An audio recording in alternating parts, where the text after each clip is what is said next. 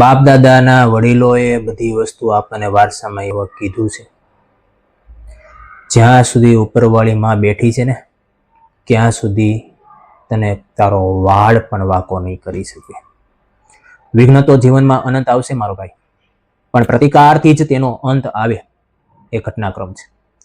કુદરતનો નિયમ છે દોસ્ત, પાનખર ઝીલી હોય તેને જ વસંત આવે છે. આ વાત યાદ રાખજે. આ દુનિયામાં લોકો શું કહે છે, શું બોલશે, એવું તો આ રહેવાનું જ છે. એક આ દુનિયા છે અને દુનિયામાં આ બધી વસ્તુ ન થાય તો તને ખ્યાલ ક્યાંથી ખબર પડે?